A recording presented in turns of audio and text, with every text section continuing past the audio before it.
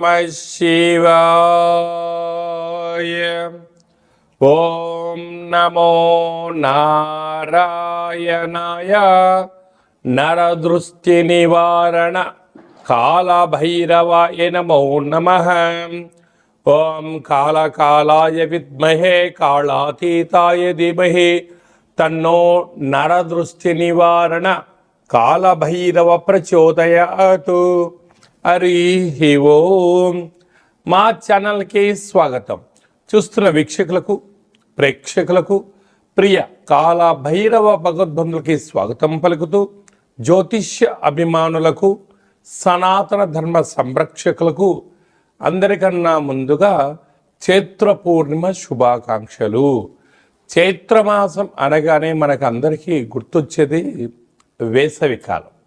అంటే స్కూళ్ళు, కాలేజీలు అన్నీ అయిపోయి పిల్లలతో ఆటపాటల చేత అందరము ఆధ్యాత్మిక చింతనతో కూడుకున్నటువంటి మాసం కనుక వేసవి కాలంలో వీలైనంత వరకు మిట్ట మధ్యాహ్నం పూట బయట ప్రయాణాలు పెట్టుకోకుండా ఉండడం ఉత్తమోత్తంగా భావించగలగాలి. 1 ఏప్రిల్ నెల 2026 నుండి 15/4/2026 వరకు పుట్టినటువంటి వారందరికీ కూడా ముందస్తుగా జన్మదిన శుభాకాంక్షలు. గతంలో వివాహం చేసుకున్న వారికి వివాహ వార్షికోత్సవ శుభాకాంక్షలు. ద్వాదశ రాశుల్లో గ్రహ గమనాల్ని వీక్షింపచేద్దాం.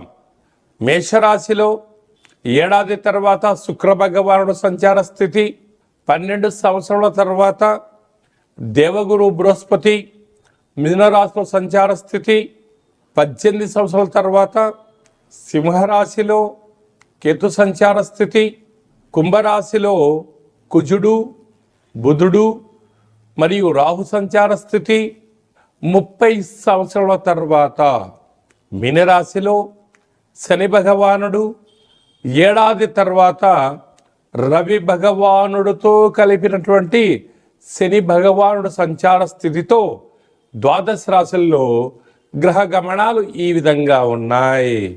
తులారాశి వారికి ఎన్నడూ లేనటు విధంగా ఆదాయ వ్యయాలలో అద్భుతంగా ఉండినను 6వ స్థానంలో ఏడాది తర్వాత రవి భగవానుడు శని భగవానుడితో 6వ స్థానంలో ఉన్నప్పుడు అనేక రకాల ఇబ్బందులను ఎలా తొలగించుకోవాలో ఈ వీడియోలో సవివరంగా సంపూర్ణంగా తెలుసుకుందాం. తులారాశిలో ఏ నక్షత్రాలు వస్తాయనగా చిత్తా నక్షత్రంలోని 3వ పాదం, 4వ పాదం, స్వాతి నక్షత్రంలోని 4 పాదాలు, విశాఖ నక్షత్రంలోని 1, 2, 3 పాదములు కలిపితే తులారాశి. రాశాధిపతి శుక్ర భగవానుడు. వీరికి సంతాన స్థానంలో 5వ స్థానంలో త్రిగ్రహ సంచార స్థితి ఉన్నప్పుడు దయచేసి మీ పిల్లలను వేసవికాల సమయంలో చెరువుల దగ్గరికి, ఆడుకునేటువంటి కార్యక్రమాల దగ్గరికి, గ్రౌండ్లలో పిల్లలు ఏం చేస్తున్నారో తప్పక మీరు గమనించి తీరాలి అని చెప్పి జ్యోతిర్విజ్ఞానం తెలియచేస్తుంది. రుణరోగ శత్రుస్థానంలో ఆత్మకారకుడు రవి, ఆయుకారకుడు శని భగవానుడితో మీనరాశిలో ఏడాది తర్వాత సంచారం చేయనప్పుడు దయచేసి అప్పులు ఇవ్వద్దు, అప్పులు కూడా తెచ్చుకోవద్దు. ఈ రెండిటి వలన మీరు ఒత్తిడికి గురవడం, దీర్ఘకాలిక వ్యాధికి ఇబ్బంది పడడం, పోలీస్ స్టేషన్లు, కోర్టు సమస్యలను ఎదుర్కొనే పరిస్థితి అధికంగా ఉంటుంది. కనుక ఇలాంటి కాల సమయంలో వీలైనంత వరకు మౌనం, ధ్యానం, ఏకాగ్రత, సత్ప్రవర్తన వలన నరదృష్టిని, శత్రు ప్రభావాలను అధిగమిస్తూ అఖండమైన విజయాన్ని సాధించడానికి అద్భుత రాజయోగం ఉంటుంది. అలాగనే విశేషంగా 7వ స్థానంలో శుక్ర భగవానుడు ఉండడం వల్ల ప్రేమికులు తస్మాత్ జాగ్రత్త. ఇలాంటి కాల సమయంలో చైత్ర పూర్ణిమ సందర్భంగా తులారాశి వారు రాత్రిపూట పాలను ఒక బౌల్గా ఏర్పాటు చేసి పాలలో ఆ యొక్క చంద్రభగవాన్ని దర్శనం చేసుకొని ఈ పాలను మీరు తీర్థంగా స్వీకరించి మీరు భూమాతకు పోయడం వలన రుణ రోగ శత్రు సమస్యలు తొలగిపోతాయి. కాలాష్టమి సందర్భంగా సూర్య నమస్కారము, భైరవ స్వామి వారికి స్మరణ అవసరం అని చెప్పి గుర్తు పెట్టుకోగలగాలి. ఏప్రిల్ నెలలో ప్రథమార్థంలో ముఖ్యమైన పండగల గురించి క్లుప్తంగా, సవివరంగా, సంపూర్ణంగా తెలుసుకుందాం. మనకు 2వ తారీఖు ఏప్రిల్ నెలలో చైత్రమాస పూర్ణిమ అంటే విశేషమైనటువంటి పూర్ణిమ తిథి ఎందున, అంటే తెలుగు ఉగాది ప్రారంభమైన తర్వాత వచ్చేటువంటి మొట్టమొదటి పూర్ణిమ కావడం వలన తప్పక మనమందరము కూడా వీలైనంత వరకు గృహంలో శక్త్యానుసారంగా శ్రీ రమా సహిత సత్యనారాయణ స్వామి యొక్క వ్రతము, అలాగనే రాత్రిపూట చంద్రోదయ దర్శనం చేసుకోవడం వలన సంవత్సరాంతము అఖండమైనటువంటి చంద్రుడు ఆకాశంతో వెలుగులు ఎలా ప్రసరిస్తూ ఉంటాడో మన జీవితాల్లో అన్నింటా విద్యలో, ఉద్యోగంలో, వివాహంలో, సంతానంలో, రాజయోగంలో సకల భోగ భాగ్యాలతో ఆనందంగా ఉంటాము అని చెప్పి గమనించాలి. అలాగనే మనకు 6వ తారీఖున సంకటహ చతుర్థి, తెలుగు సంవత్సరాది ప్రారంభమైన తర్వాత మొట్టమొదటి సంకటహర చతుర్థి కనుక సాయం సంధ్య వరకు ఉపవాసం ఉండి విఘ్నేశ్వర స్వామివారికి గరికను, అటుకులను నైవేద్యంగా ఏర్పాటు చేసి స్వామివారికి ప్రదక్షిణ చేసి రావడం వల్ల సకల అష్ట కష్టాలన్నీ తొలగిపోయి అష్టైశ్వర్య ప్రాప్తి కలుగుతుందని చెప్పి కూడా గమనించాలి.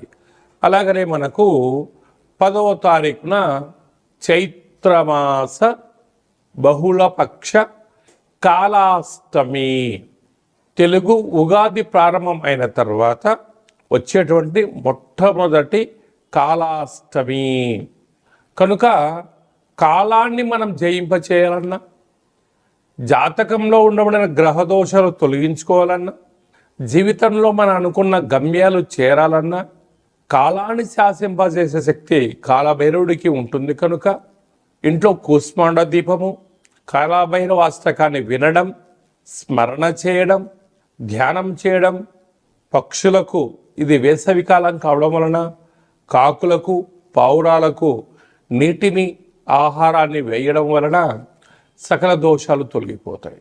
అలాగనే చాలామందికి ఈ వేసవి కాలంలో అనేక రకాలమైనటువంటి ఇబ్బందులు ఉంటాయి. వీటిని అధిగమించగలగాలి అన్నట్లయితే తప్పక కాలాష్టమి తిథి ఎందున భైరవ స్వామికి స్మరణ, ధ్యానం అవసరం. అలా కుదరాలైనటువంటి వారు ఎవరైనా ఉన్నట్లయితే ఈ కింది నెంబర్ను మీరు సంప్రదించినట్లయితే, మీ గోత్రనామాలు పంపించినట్లయితే మన యొక్క దేవాలయంలో నిత్య కాళభైరవ పూజా కార్యక్రమాలు, హోమ కార్యక్రమాలు జరుగుతుంటాయి. అలాగనే కాశీ క్షేత్రంలో కూడా మనము నిత్యము కాళభైరవ పూజా కార్యక్రమం నిర్వహించడం జరుగుతుంది. కనుక మీ గోత్రనామాలు పంపించగలిగినట్లయితే మీకు అక్కడ పూజ చేయించి వీడియో కాల్ ద్వారా ప్రత్యక్ష ప్రసారాన్ని చూపిస్తూ కాళభైరుడి యొక్క ఆశీస్సులను మీకు అందజేయడం జరుగుతుందని చెప్పి గమనించాలి. కనుక మీ యొక్క వ్యక్తిగత జాతకం తెలుసుకోవాలనుకుంటున్నారా? మీ యొక్క పేరు, పుట్టినటువంటి తేదీ, నెల, సంవత్సరం, పుట్టిన సమయం వ్రాసి వాట్సాప్లో పంపించగలిగినట్లయితే 100 సంవత్సరాల జాతకాన్ని వ్రాసి పంపించి మీరు పుట్టినప్పుడు గ్రహ గమనాలు ఎలా ఉన్నాయి, ప్రస్తుతం ఎలా ఉంటున్నాయి, రాబోయే కాలంలో ఎలా ఉంటున్నాయి, ఈ తెలుగు ఉగాది పండుగ నుంచి ఆదాయ వ్యయాలు, పరిస్థితులు, ఎలాంటి కార్యక్రమాలు ఆచరింపచేయాలి, ఎలాంటి కార్యక్రమంలో మనం విజయం సాధించబోతున్నామో అన్ని విషయాలను మీకు సవివరంగా, సంపూర్ణంగా తెలియజేయడం జరుగుతుంది.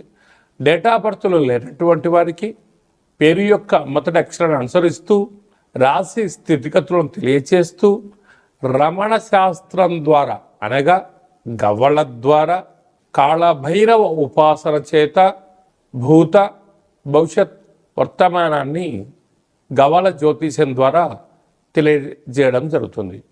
అందరికీ శుభాన్ని, ఐశ్వర్యాన్ని, ఆనందాన్ని, చైత్ర పూర్ణిమ నుండి ఈ తెలుగు ఉగాది సంవత్సరం అందరూ అద్భుతమైన విజయాలు సాధించాలని కోరుకుంటూ మనసారా ఆశీర్వచనం. ఓం శతమానం భవతి శతాయు పురుష సతేంద్రియ ఆయుష్యేవేంద్రియే ప్రతిష్టతి. ధనం ధాన్యం బహుపుత్రలాభం శత సంవత్సరం దీర్ఘమాయు. సర్వే జనా సుఖినో భవంతు. లోకా సమస్తా సుఖినో భవంతు. సర్వం కాళభైరవ దేవతార్పణమస్తు. హరి ఓం. ఈ వీడియో మీకు నచ్చినట్టయితే మా ఛానల్ని సబ్స్క్రైబ్ చేసుకోండి, గంట సింబల్ ప్రెస్ చేయండి, ఆల్ బటన్ కూడా తెలియచేయండి. ఈ భక్తి సమాచారాన్ని భగవద్బంధులకు, మిత్రులకు, స్నేహితులకు చేరవేయండి. హిందూ ధర్మాన్ని కాపాడండి.